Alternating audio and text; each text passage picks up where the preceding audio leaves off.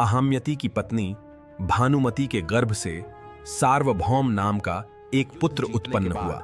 सार्वभौम ने केकय की पुत्री सुनंदा का अपहरण कर उसे अपनी पत्नी बना लिया। सार्वभौमा और सुनंदा को एक बेटा हुआ जिसका नाम जयतसेना था। जयतसेना ने विदर्भ की राजकुमारी सुश्रवा से विवाह किया। उससे उन्हें अवाचीन नामक पुत्र प्राप्त हुआ। अवाचीन ने विदर्भ की राजकुमारी मर्यादा से भी शादी की, जो देवतिथि की पत्नी से अलग थी। उससे उसे एक बेटा हुआ जिसका नाम अरिहा था। अरिहा ने अंग देश की राजकुमारी से शादी की और उससे उसे महाभूम नाम का एक बेटा हुआ। महाभौम ने प्रसेनजित की पुत्री सुयज्ञा से विवाह किया। उससे उन्हें अयुतनाई नाम का एक पुत्र हुआ। अयुतनाई ने 10,000 पुरुषमेध यज्ञ किए। अयुत यज्ञों के अनुष्ठान करने के कारण उन्हें अयुतनाई नाम मिला। अयुतनाई ने पृथुश्रवा की पुत्री कामा से विवाह किया, जिसके गर्भ से अक्रोधना का जन्म हुआ। अक्रोधन ने कलिंग देश की राजकुमारी करंभा से विवाह किया।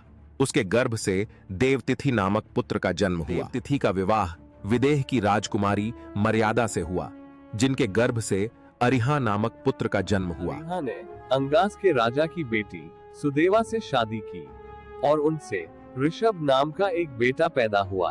ऋषभ ने तक्षक की बेटी ज्वाला से शादी की और उससे मतिनारा नाम का बेटा पैदा हुआ। मात नरा ने सरस्वती के तट पर बारंबार यज्ञ किया, जिसमें उत्कृष्ट गुण भरे हुए थे। हम सुनाने हैं। जब यज्ञ समाप्त हो गया, तब सरस्वती उनके पास आई और उन्हें अपने पति के रूप में स्वीकार कर लिया। मतिनारा के सरस्वती ने मातिनारा से एक पुत्र को जन्म दिया, जिसका नाम तानसु था।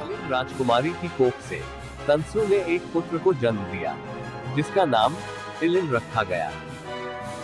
राथनतारी की कोख से ऐलीन ने दुष्यंत और अन्या जैसे 5 पुत्रों को जन्म दिया। दुष्यंत ने विश्वामित्र की पुत्री शकुंतला से विवाह किया। उनकी कोख से उनके पुत्र भरत का जन्म हुआ। दुष्यंत ने विश्वामित्र की पुत्री शकुंतला से विवाह किया।